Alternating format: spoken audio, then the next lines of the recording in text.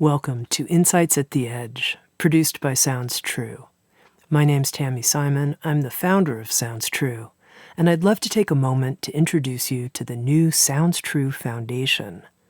The Sounds True Foundation is dedicated to creating a wiser and kinder world by making transformational education widely available. We want everyone to have access to transformational tools such as mindfulness, emotional awareness, and self-compassion, regardless of financial, social, or physical challenges.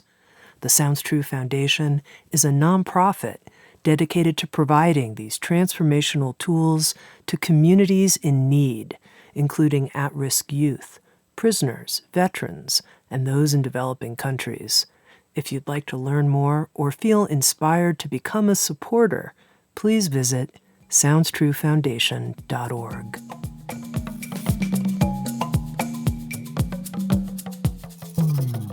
You're listening to Insights at the Edge. Today, my guest is Tami Gaspard.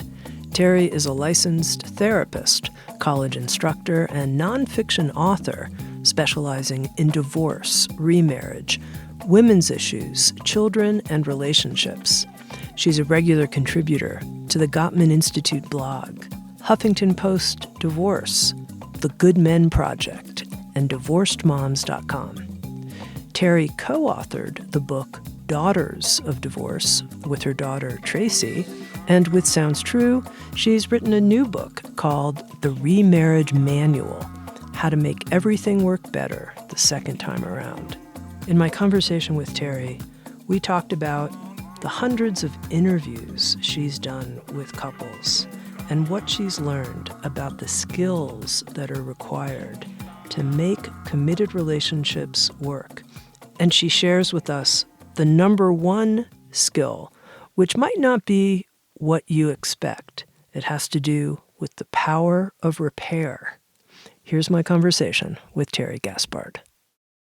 Your new book, Tami, is on remarriage, and we're going to talk about that in just a few moments. But I wanted to begin by talking to you about committed relationships in general. And here's where I'd love to start. I did a series once where I interviewed 13 different relationship experts. And one of the things that I learned is that relationships are really more about developing skills if you're going to be successful in a long-term committed relationship than even the quality of chemistry between you and your partner. That it's really, are both people willing to develop these, what we now know are relationship skills? And I'm curious, as a relationship expert, how you see that. I agree that chemistry can only go so far. It's important to have good chemistry to kind of pull you towards each other and make you feel alive and engaged. Not only physical chemistry and sexual, but intellectual and emotional chemistry. But no matter how good the chemistry is, if you don't have the skills to keep the relationship positive and supportive, your risk of breaking up really increases. And those are some of the skills that I'd be happy to talk to you about today. Yeah, tell me, what do you think are the most important skills that people in committed relationships need to have? Well, I follow the work of Dr. John Gottman, and I write for the Gottman Institute blog. And when I first started studying with him many years ago, I became convinced, as he is from his Love Lab studies, that criticizing your partner and developing habits where you look for negative qualities and say things like, you're so selfish, you never think of me, those things can really, really crush a relationship. So basically, you need to stay positive and not criticize.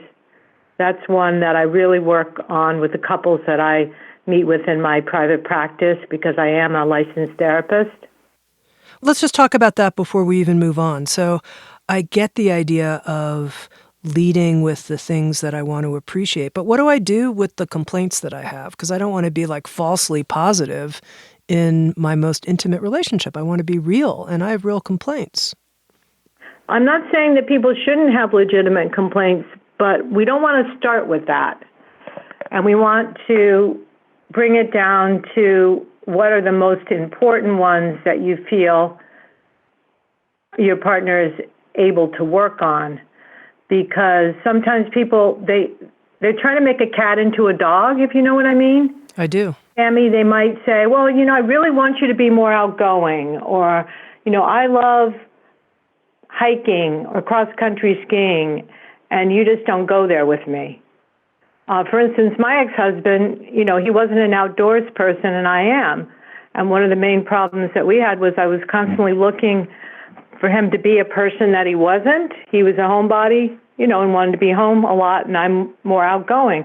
So you instead of criticizing, first of all, if you pick someone that has at least some similar interests, try to encourage, and if you think they might be able to join you on some of the things that you like going on a vacation that you might mutually agree upon, you could start with an I message, which was, always in my case and throughout both of my marriages, but I'm particularly using it in my second marriage, very encouraging. For instance, when I wanted to go on vacation recently with my husband, I said, how about we consider going to the coast of Maine? We haven't done that in a few years. What do you think about that? And then hear his ideas. Instead of starting with, we never go on vacation, or we don't seem to go the places I want to go. So even if you do have complaints, and we all do, and you do have things that you find, that are difficult to live with, try to narrow it down to some things that you feel your partner would be able to work on, and stick to, basically not making a big deal about small things. Focus on the things that maybe they can change, but don't try to change their character or their personality.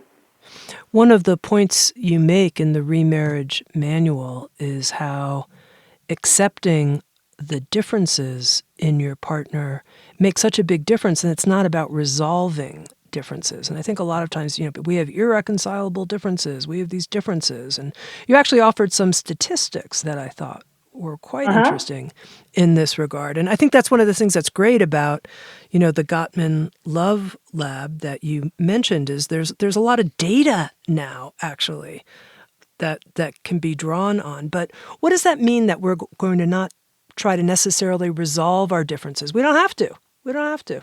We can work this out without resolving some of our differences. Exactly. It's really more a matter of managing them. And because, so many, close to, 70% or so of differences can't really be resolved. So many things are just unresolvable, Like maybe my husband likes to go to bed early and I'm a night owl, which is actually true. I'm not going to change that, so he might every night say, why don't you turn in early? And I'm saying, well, why don't you, So basically we just try to compromise a few nights a week and try to reach a medium. So you have to put aside your resentments and realize that conflict is inevitable in all relationships. If you're looking for that perfect soulmate that you're never going to have differences with, you're not going to find that. It's really a matter of, trying to say, okay, this is not something we're really going to be able to resolve. You think that our child, for instance, should have a budget at college of, $2,000 a semester. I think it should be less than that. So maybe we can compromise on that one a little bit. And just accept, as you said, and I say in a lot of my writing and book, the differences that you have are not always going to be resolved, but hopefully you can just accept and go to bed, a little less angry, realizing you are not going to find a soulmate or someone that's going to completely agree with you. Hopefully you're going to find someone who can be their authentic self and accept you, and you can be that same, accepting person. Now, I threw out this phrase, it was a strong one, irreconcilable differences. So when are differences workable, like you're describing, we can agree to a bigger budget for our kid in college, like no big deal. And when is it like, no, I can't live with this? How do you know inside yourself this is something I can or can't live with? Well, actually, I call those deal breakers. And it's a kind of it's a very popular term out there, but I always pretty much have people meet once we're engaged in therapy, whether they be individually or as couples. What are your deal breakers? What are things that you just, feel are so important that you're not going to let go of? For instance, one couple I worked with, one of them believed that they should have an open relationship and enjoy sexual intimacy with people outside of their relationship. And the other person didn't agree with that. So that was a deal breaker for, the partner. I don't need to state the gender because it could go either way. So you have to say, okay, I'm not willing to compromise on that. And if that becomes such a big issue that it leads to feelings of mistrust, because you don't feel like you can really rest easy with that one, that could, lead to separation or divorce. Certainly some people have very strong needs for security and trust, particularly if they have attachment issues. So, you have to really know the person that you're in love with and married to and say, okay, I can be real with them, but I know this is going to be really, really hard for them. So if a person has trust issues, let's say, and they're not comfortable with their partner having an open relationship, that would probably be extremely difficult to resolve, for instance, example. Okay, that makes sense to me, this personal process of examination to say, these are my deal breakers.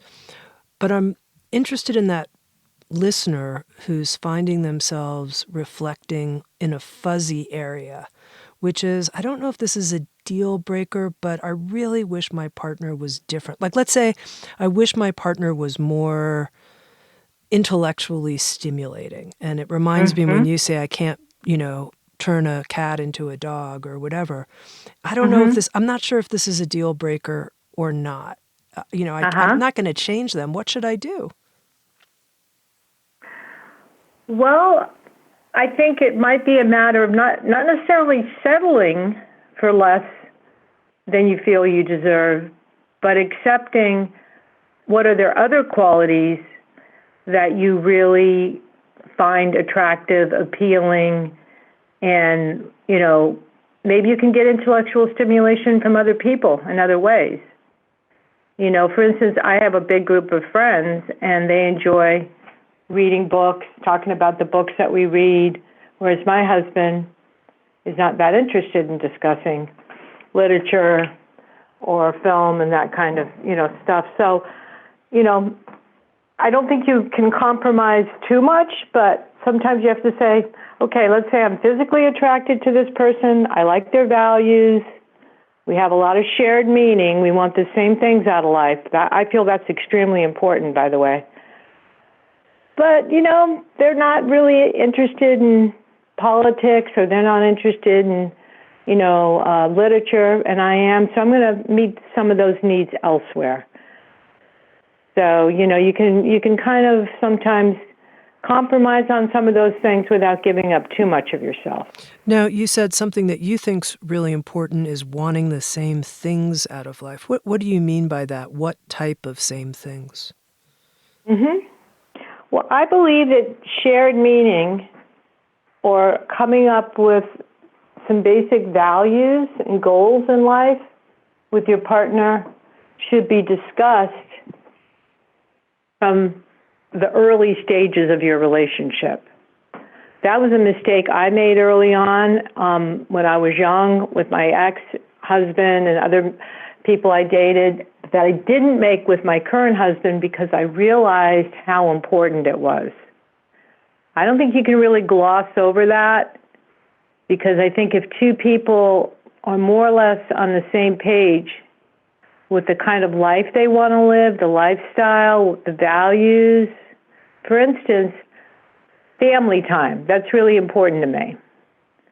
I value time. I have 3 children. I value time with them. I value time with them and my husband. I have extended family. I like to travel, meet my family, go on vacation with them. Those things. That was a source of conflict in my former marriage, but it's not in my current marriage. So I'm a lot happier because how I spend my vacation time is really important to me. Mm-hmm. So that's just one example. Some people spend a lot of time working excessively, for instance. They don't devote a lot of time to, spending time with their partner. Spending time with my partner is even more important to me with my husband than at this point in my life than my children because, they're launched and here I am with my husband. So what are we doing? How are we spending our time? So that's another example of shared meaning, shared time together, enjoying some activities together. And, as I said, perhaps we have similar visions for the future. How do we see ourselves in 5 or 10 years? Mm-hmm. It's so interesting, Terry, because as you're talking, I'm reflecting on how people may say, these are what I believe my values are, but then over time their actions could prove something different. And, sometimes we don't really know ourselves that well. Like we I value family time. And then, as it turns out, I actually put my work first or something like that. Like, It's just interesting as here, especially as people are looking at remarriage and saying, God, I don't want to make the same mistakes I made in my first marriage. What process do people need to go through to really be clear in themselves about this is the sort of shared meaning structure that really matters to me? Well, I think waiting until you're a little older to make a commitment is extremely helpful. I think in the 21st century, we finally got to the point where we realized it's better to wait and not jump headlong into committed relationships when we're probably prior to, late 20s, early 30s, so that you do know yourself better. And, when I was young, it was, you thought of yourself as an old maid or over the hill if you weren't engaged by the time you were 23. So knowing yourself and certainly finding your niche in life and figuring out what your hobbies are and joining clubs or having, social activities or whatever kind of lifestyle you want to claim for yourself. And then if you meet somebody in the process of that, that's really a bonus. So already you're starting out with similar values, similar orientations. And so, if you know yourself fairly well before you make that commitment, and you don't marry someone or start living with them even when you're on the rebound, when you're fresh out of a relationship and you're not really healed and ready, that's extremely helpful. So I know with my husband, we met actually at a folk dance, believe it or not. I write about this in a lot of my articles, through a mutual friend who knew we were both Unitarians. We're Unitarians, and we belong to this, different branches of the same church, and we love to dance. And so we had a lot of values that were similar, and we started talking about those things and spending time doing some of the things that we both enjoyed. But it's best if you don't rush into a relationship when you're not healed and you don't really know what you want. Yeah, one of the things I wanted to talk to you about was this idea of being healed enough to enter a new relationship, and whether that's feeling like, yes, I'm ready to remarry after an initial divorce, or being ready to enter a third marriage, or whatever it might be, or somebody who's just coming out, not necessarily of a marriage, but of a committed relationship of some kind, and asking themselves, am I ready? How do I know? How do I know if I'm healed enough? Well, I think one of the primary ways that you know is that you feel more content and trusting of the person that you're spending time with in the new relationship. If you start feeling uneasy and really having a lot of doubts about the other person, that's a huge red flag. You should be able to be yourself, not walk on eggshells, not worry too much about what they're going to say, what they're going to think, and try not to sweep things under the rug too much. I'm not saying we should be an open book, but if you start feeling like I can't really be myself, I don't feel comfortable, sharing this or that, and you feel mistrustful on top of that, you start questioning their intentions, keeping secrets. I talk a lot about that in chapter 4 of my book, either about your finances or about certain things that are going on. That's really problematic. So you can't totally ditch the baggage, as I say in chapter 3, from other relationships. That's unrealistic. But if you've dealt with a lot of it and you're aware of what your baggage is, then you're better able to own it when issues come up. As an example, I have some trust issues as a result of being raised in a very, I would say, high conflict divorce family as a child, then my own divorce. So going into my second marriage, I was aware of those trust issues and able to put them out there for my husband and let him know there were certain things that made me feel uneasy, like his tendency to run late when we were supposed to meet somewhere, or coming home in the evening, so on and so on. So he knew that those were patterns, behavior patterns that he could work on, and he could change and modify and text me or call me when he was running late so that I could feel more comfortable. So that's an example of baggage that maybe is not completely healed, but is acknowledged and is worked through enough that the person can actually admit it and then deal with it. Because if you're not aware of what your baggage is, you're not going to really be able to successfully move beyond much of it. You're talking about the baggage that by the time you remarried was baggage you were aware of. We could say it was light baggage. It wasn't heavy baggage, but it had to do around trust. How were you able in the relationship to share what was going on with you such that it didn't blow up your second marriage?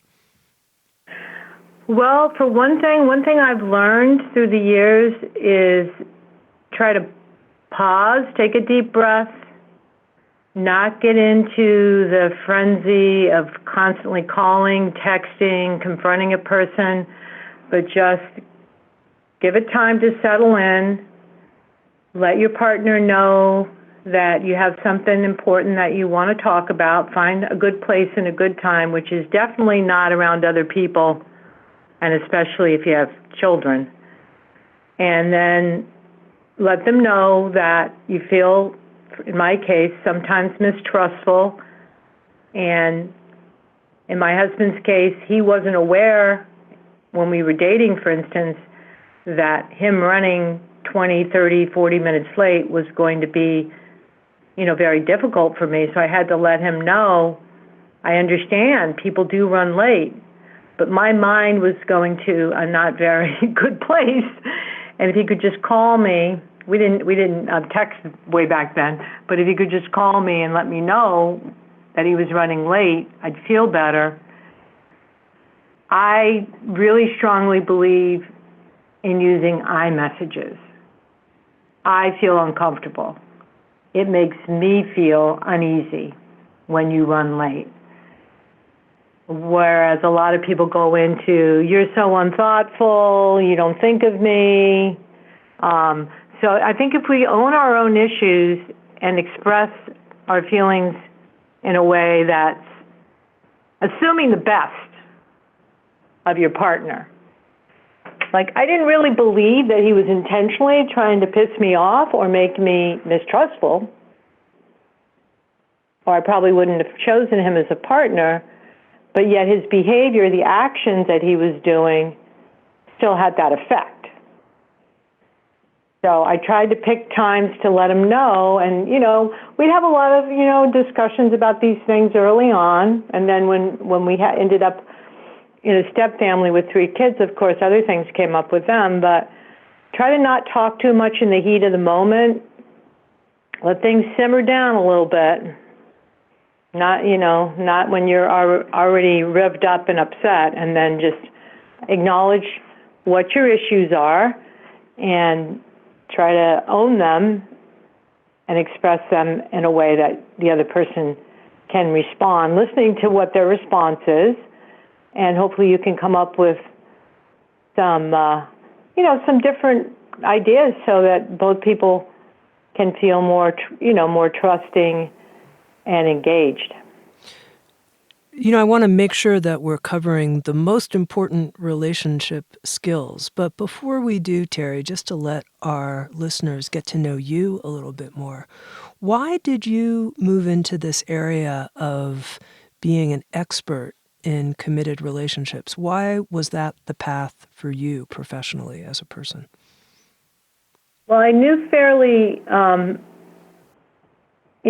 on in my life that I wanted to be a therapist. So in the course of being a therapist, I became very interested in personal development, self-help. Truth be told, my mom was a self-help junkie. She wasn't a therapist, but I always remember Erica Jung and all these self-help books around my house, and I think I was drawn to them. So I was always interested in finding out more about myself and relationships. And then when I was in college, both undergraduate and graduate school, studying psychology, and I became a licensed clinical social worker, it hit me like a lightning bolt. Oh my God, I'm an adult child of divorce. I have issues with commitment and trust. I think I need to get into therapy here. So that was, a process that, it's kind of ongoing, realizing what some of my own issues were. And then with my grown daughter, Tracy, I wrote the book Daughters of Divorce, and I interviewed hundreds of women about commitment issues and, different issues that they were dealing with. So I got very much entrenched in the self-help literature and, just read and, really enjoyed thousands of books. I started, as I said, studying with John Gottman and all these other wonderful people like Sue Johnson. And I would say I'm very passionate about relationships because it helps me help myself, but also in my career, it really gives me so much information that I can use when I'm working with clients. So it's it doesn't have to be all dire and negative. It can be a lot of fun too, helping couples get more, feeling more sexually compatible. There's a lot of good things that can be found in self-help books. But I just really enjoy learning more about what makes people tick and relationships. Now, in creating your new book, The Remarriage Manual, you interviewed 100 different people, 100 different couples on getting remarried. Tell me a little bit about that process and what you learned that you didn't know before you did all of those interviews. Well, what I learned was basically what I wished I had known 23 years ago prior to my current marriage, my own remarriage, and that is that love may be sweeter the second or third time around, but once the bliss wears off and the reality sets in, it can be a lot more challenging than a lot of people think to be in a remarriage. So I was myself so kind of swept off my feet by my husband because, as I said, we have a lot in common, and we met through mutual friends, had similar backgrounds. He had been divorced. I had been divorced. He didn't have kids, and I did. But nonetheless, I I really thought things were going to run on automatic and be a lot smoother than they were. So in interviewing these couples, it really validated my own experience, which was there were some really tough patches in our own marriage. And we ended up going into therapy as a couple and realizing we really want to work through these. A lot of our issues had to do with the kids after we had a third child and finances and so on. And a lot of the couples that I met with were struggling with keeping their marriage on a solid footing, keeping the flame burning, and being intimate and loving. It's a balance when you're in a second marriage because you have the baggage that we mentioned, we talked about a few minutes ago, and you also have more financial stresses, especially when you have children, and you have issues like the conflict that comes up, and you have to figure out, okay, how am I going to deal with this? So basically by interviewing all these couples, I decided that there were 10 really salient issues which became the 10 chapters in my book that were important for couples to really focus on to be successful. And I end the book with chapter 10, Say You're Sorry and Mean It, because in the end, what it came down to for me and many of the couples is being able to forgive your partner and yourself, accept, give apologies that are very sincere, and move on and not hold on to a lot of the resentment. So the book really fell into place rather nicely after I came up with the idea of interviewing all these couples, which was an idea that my agent and I had talked about. The data was there. The survey, was easy to develop, all the questions that I asked them, and I loved all of it. I loved interviewing people. So the process ran pretty smoothly. Now, you mentioned that you ended the Remarriage manual on this note of forgiveness and repairing wounds. And one of the statistics that you offer in the book, you say that the number one, so that's what I mean by a statistic, it's a number, the number one skill that people need to learn is how to repair after a dispute. Why? I mean, I don't think most people would say, what's the number one skill?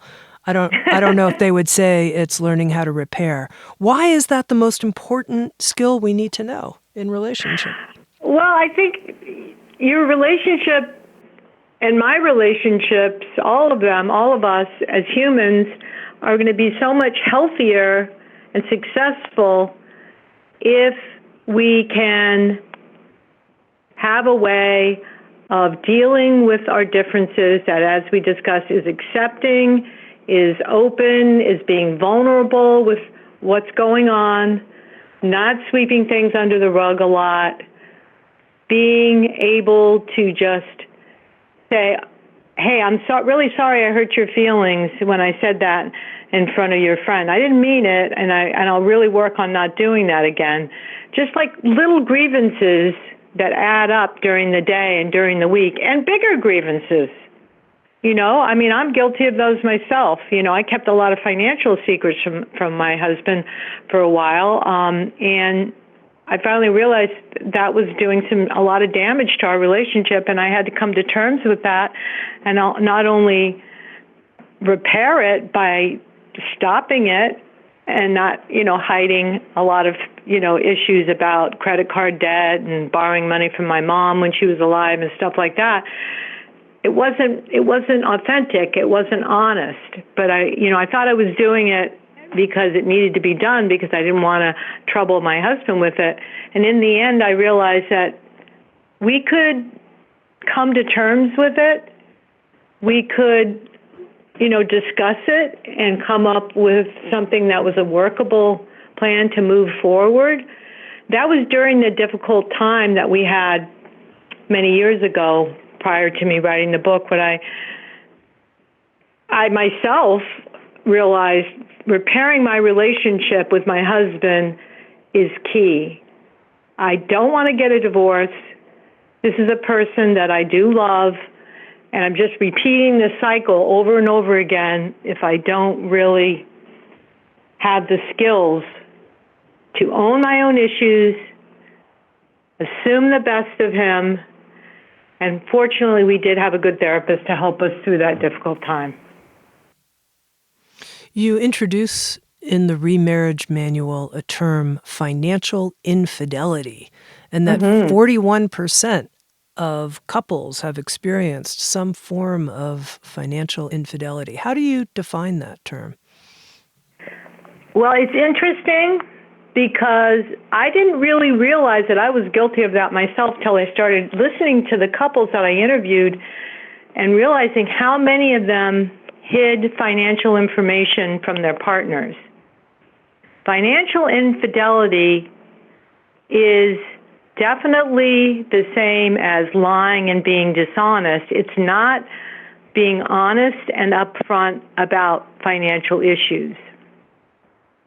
So it's not just a matter of, you have to come home and tell your partner that you bought a new dress for, $110.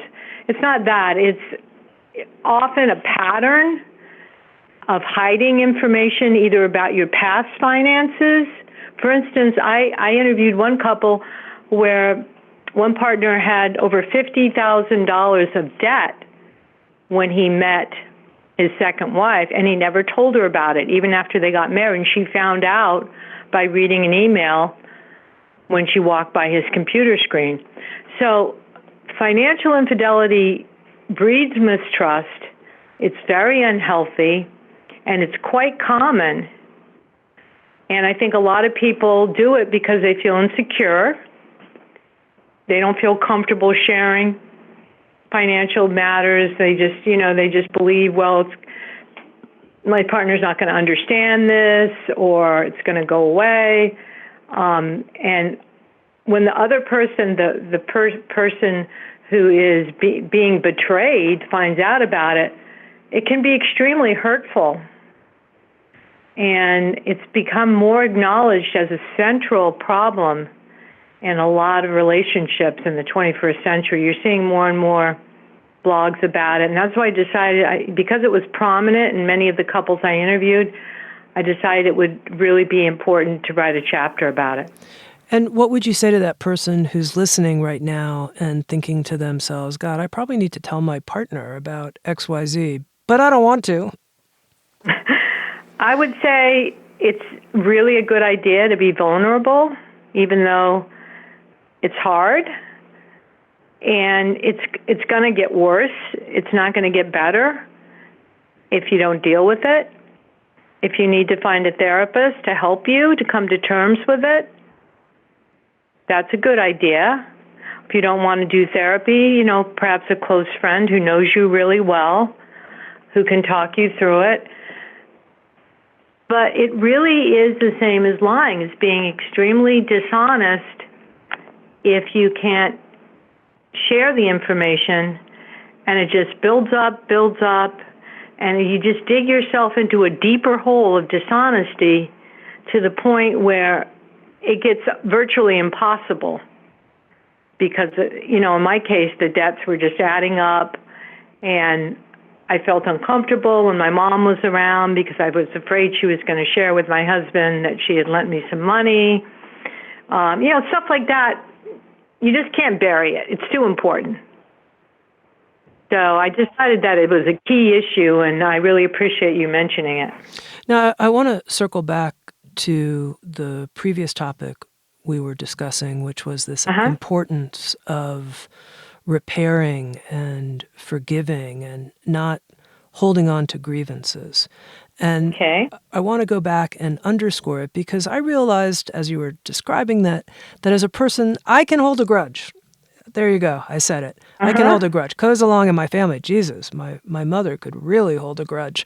Right. I've made some progress, I think a lot. But anyway, my point being that part of us that just holds on to that thing, I'm willing to forgive 90% of the way. But that last 10%, I'm not letting go of that. I'm not letting go of that. I'm not stupid.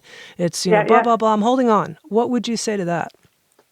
I would say that's a grievance story. And that's a term that I'm coining from a famous writer, Dr. Fred Luskin. And it's basically a story that we create around a grievance or a grudge that becomes like self-perpetuating. And I would just really look at, okay, what are you getting out of holding on to that? You're not really benefiting yourself or the relationship. And I know about those grievance stories. I've had them too. But they're really self-defeating. And they become, so negative and self-perpetuating. The other person feels it. They feel that they, are not trusted and accepted for who they are. So it's extremely challenging, but it's important to try to work through the steps that you need to do to forgive them, which I discuss in depth in Chapter 10. And, basically realize, as simplistic as this sounds, no one's perfect. Often people do not do bad things on purpose, even like in the case of financial infidelity. We rationalize, we justify, So it's important to not hold on, because one of the main problems of holding on to a grievance is that it puts all the blame on the other person. Yeah. And it also causes you to lose your personal power. Tell me more about that. Well, this one couple that I interviewed for Chapter 10, I decided to put them in Chapter 10. That was a tough decision. Like, who do I want to put in the last chapter of the book? All these names are fictitious, of course. Leo and Jeanette, who I talked about earlier in the book. And they were a blended family. She had a child when they met, and he had, she had two. No, she had one child. They had two together. So they ended up with 3 children. And she had a grievance story about the way that he interacted with one of her biological kids, his stepchild, and she held on to it so bad that he ended up moving out of their house and talking about separating. And she asked him when I was interviewing them, because they weren't in therapy with me, is it okay if I share with Terry what happened, how you moved out of the house in anger and were, thinking about separating from me? And she became very distraught because they'd had a pretty loving marriage for over 20 years. And she said, I just can't let go of the fact that you were treating, my son differently than his 2 biological children. And she identified with her own biological son's anger when they argued, and it just became a constant source of bitterness. So she began to feel really negative towards her husband, towards Leo. And she really kind of pushed him away a lot. And once she realized that she was making too big of an issue out of it and holding on to this grievance story, she invited him to gradually start coming back to the house and mend, a lot of the wounds, and realizing that she needed to let go of it to restore their marriage. And he also had to ask for forgiveness. She asked for forgiveness for over-identifying with her son and not seeing her husband's part in it, or his view of it, I guess you would say, his own mindset. And he apologized and really meant it, that it really wasn't the best thing that he moved out very suddenly, that he didn't give the relationship a chance to heal. So those were some things that came up and really have to do with offering a sincere apology, owning your own issues, not blaming the other person, and letting go of grievances. Now, you mentioned that when we hold on to a grudge, that we're keeping ourselves from our full empowerment. Can you explain that a little more? Well, I mean, we can all be most of us can be self-defeating at times. But if we take responsibility for our part in a issue, whatever it is, and realize that most relationships have certain dynamics, just real quickly, it was easy for me to blame my ex-husband for a lot of our problems for many years until I realized certainly I added to it. I wasn't really sure about what I wanted. We married, when I was quite young, and I was trying to always change him and make him into something that he wasn't. So once I realized that fix-it mentality that I had just drove him away, it became like a distancer-pursuer kind of dynamic. Mm-hmm. And I wasn't really aware of it or interested in changing it. I just was chronically unhappy and criticizing him. I'm sure it was not easy for him. So, in other words, taking responsibility and not holding on to a grudge for me meant, it really takes two people to tango in most cases. And so, okay, I accept my part in it. And, that person contributed to it. And I've got to work on whatever issues that I have. For instance, that distancer-pursuer syndrome, which I talk about in the chapter on sexual intimacy, is one of the main causes of divorce. And I realized through my own therapy that I have a tendency to fall right into that without even realizing it. So I don't have the bitterness and kind of grudge pattern that I used to have, which has freed me up to be, I believe, a lot happier as a person. Now, explain to our listeners why the distance pursuer pattern is one of the main causes of divorce. Well, it becomes so ingrained, basically, that one person kind of retreats a little bit, usually wants less emotional, sexual, physical intimacy. The other partner becomes more the one who is seeking them out and chronically unhappy, as I said. And it becomes a way of living a lifestyle where both people become actually pretty dissatisfied, and because they're not communicating and often lose sexual intimacy, it really does cause a lot of people to separate or divorce because there's very little that's positive in the relationship. The pursuer is often not aware that if they could just step back a little bit and see it from their partner's viewpoint and back off, that would work a lot better. And the distancer, the one that tends to retreat, needs to move a little more towards the center, if you know what I mean, and kind of meet their partner at least some of the time halfway. So you can't really be in an intimate relationship for the most part if you're not joining and having some intimacy emotionally and physically and sexually. So often that pattern of distancer pursuer leads to, pretty long stretches without sexual intimacy, which also can be problematic for a lot of couples, and just not sharing things emotionally and feeling pretty disconnected emotionally. Mm-hmm.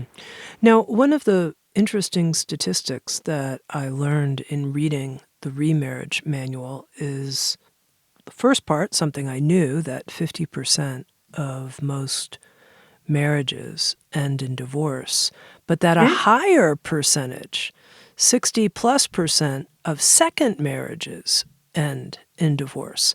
That surprised me because I think I had assumed that you learn a lot in your quote-unquote failed first marriage. You learn a lot. You learn about what you need, what you'll... Next time I get married, I'll, do this differently, blah, blah, blah.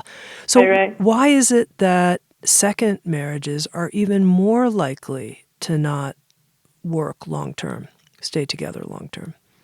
Well, it kind of gets back to one of the comments I made earlier in the interview. One of the reasons is because so many couples remarry on the rebound when they really haven't had time to heal some of those wounds or deal with the baggage.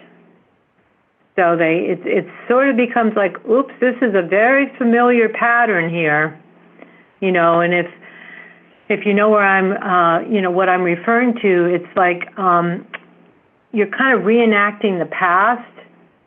Freud believed that we unconsciously do that. We pick partners to kind of work through a lot of issues that we've had throughout our life, and we're just trying to resolve them. We're trying to, heal them. So you realize, that person has some similar traits.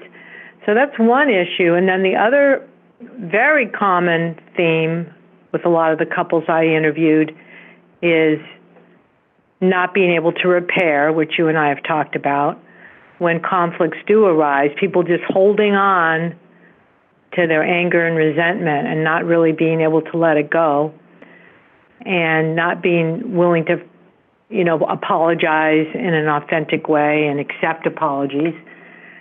And then, of course, children. You add children to the mix, and stepchildren, especially if there's a blended family, but even in a step family like my own, you're going to have rivalries, you're going to have jealousies. There often feels like there's just not enough time for everyone to spend together. And then, of course, financial, as I said, For instance, I talk in my chapter about money, chapter 4,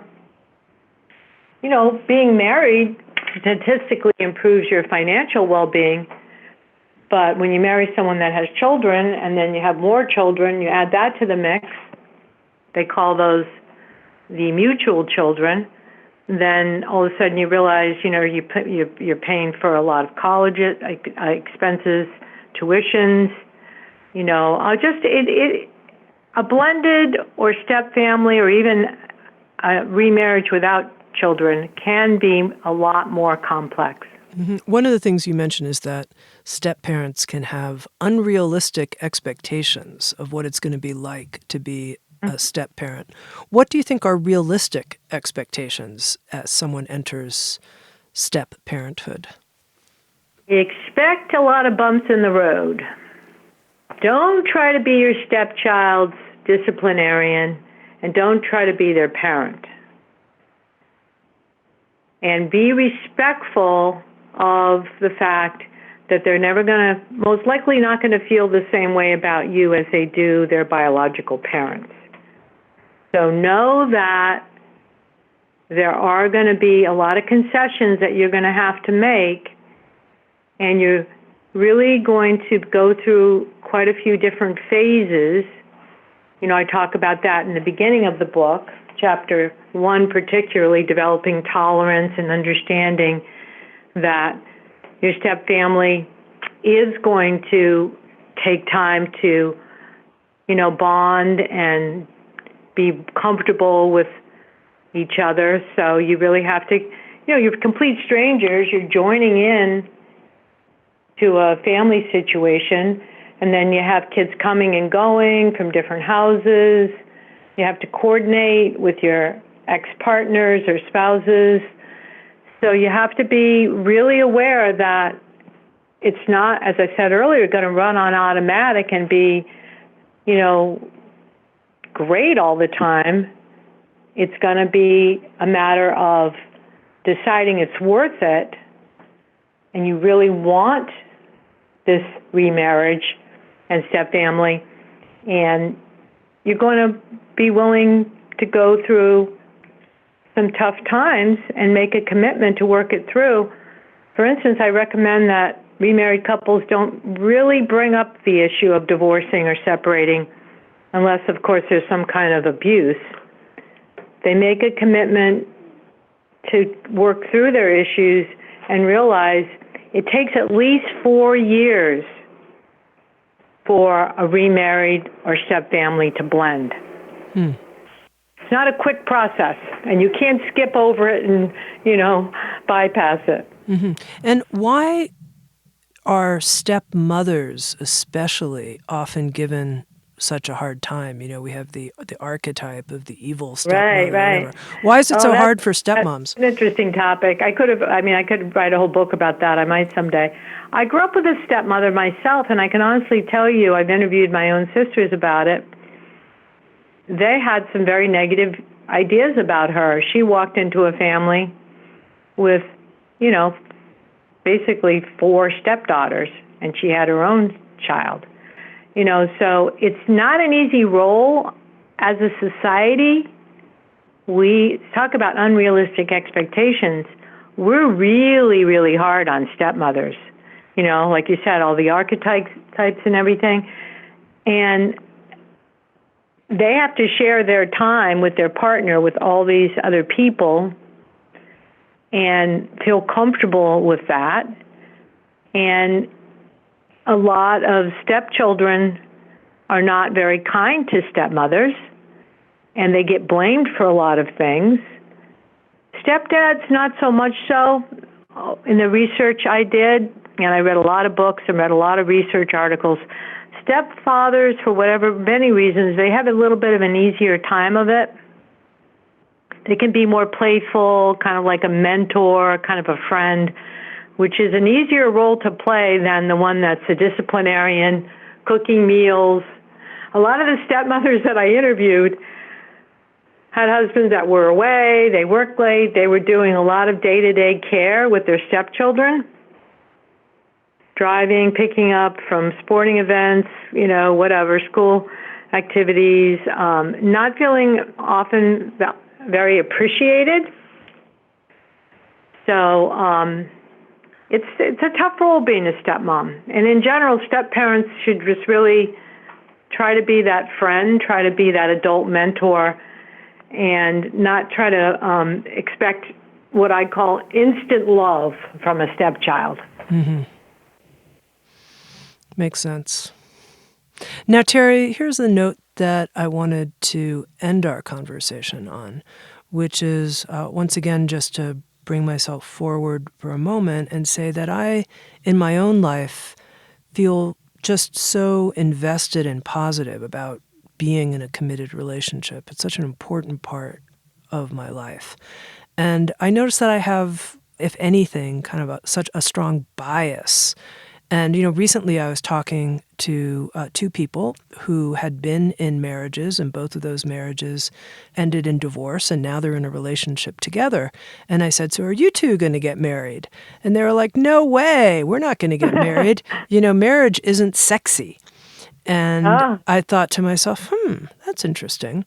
And so what I wanted to hear from you is, do you have a bias towards marriage? And by marriage, I really just mean relationships. What I mean is relationships that are built on fidelity. That's what I mean. Marriages. Yeah. So do you have a bias towards that? And if so, why? And if not, why not? I definitely do have a bias towards that, because I think that going through your years and growing more emotionally connected to a partner really enriches a person's life. I think it can really help us develop, whatever talents and skills that we have, and bring us a lot of love. I have quite a few single clients on my caseload as a therapist who are very lonely and unhappy.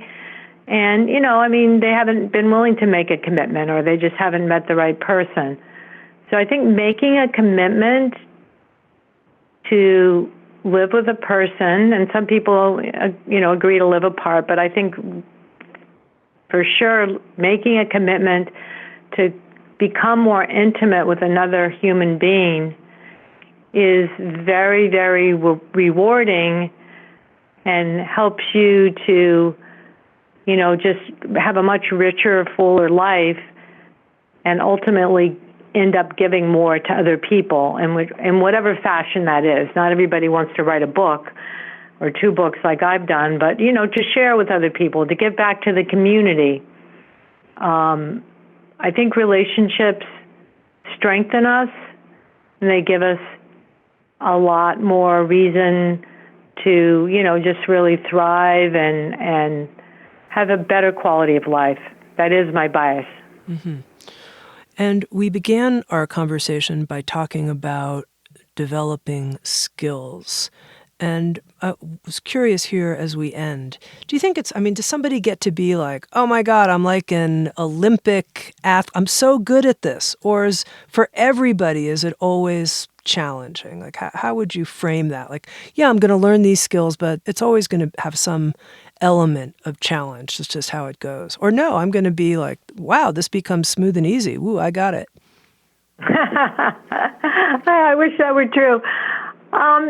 I don't think that relationships are ever completely easy. I think that we all have our challenges. I know I currently still have some challenges with my husband on certain key issues. And then I'm always reminded that to love and be loved, is really about being real, and that real love really starts with me and owning who I am. So I don't see it as an easy path, but I see it as a very rewarding one. And, accepting those inevitable ups and downs is realistic. I think things have gotten smoother for me as I've done that, basically.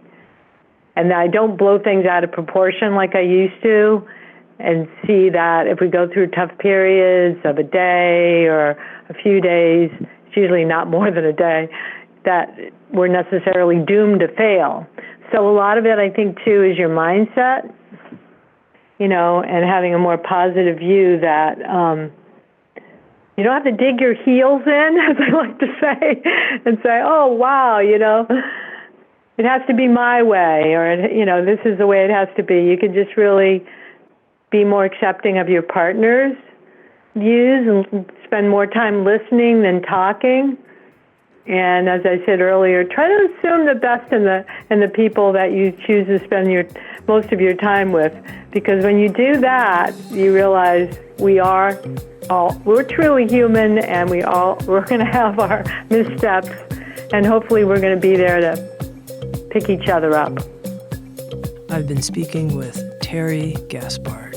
She's written a book on the 10 keys to a successful remarriage. It's called The Remarriage Manual: How to Make Everything Work Better the Second Time Around. Tami, thank you so much. Thank you for being so straightforward and sharing with us both from your own life and what you've learned interviewing people and the skills that we can each develop. Thank you. Thank you so much. You're welcome. Thank you for listening to Insights at the Edge. You can read a full transcript of today's interview at SoundsTrue.com/podcast. And if you're interested, hit the subscribe button in your podcast app. And also, if you feel inspired, head to iTunes and leave Insights at the Edge a review. I love getting your feedback, being in connection with you, and learning how we can continue to evolve and improve our program. Working together, I believe, we can create a kinder and wiser world. SoundsTrue.com, waking up the world.